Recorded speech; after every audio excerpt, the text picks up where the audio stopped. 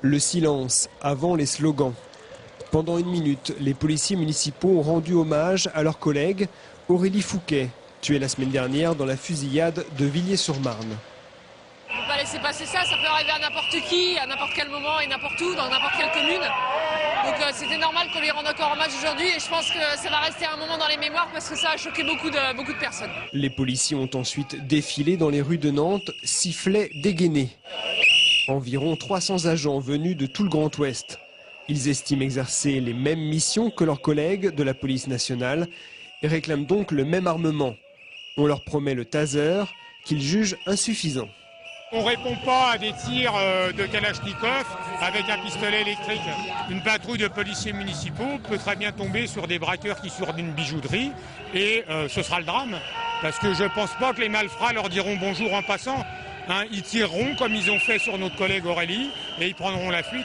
Et on aura nos collègues étendus à terre. Les policiers municipaux veulent des gilets pare-balles et des armes à feu. Ils veulent aussi une revalorisation de leur salaire et de leur retraite. Les retraites, c'est autour de 1 100 euros pour les maximums. Donc oui, c'est relativement bas pour une carrière qui est longue et assez pénible. Donc on voudrait aussi que cette pénibilité soit reconnue. On compte 200 policiers municipaux en Loire-Atlantique et 93 sur la seule ville de Nantes. L'école primaire André Lhermitte, située quartier Canclos, victime d'un incendie. Cette nuit, c'était peu avant minuit. Incendie qui s'est avéré d'origine criminelle.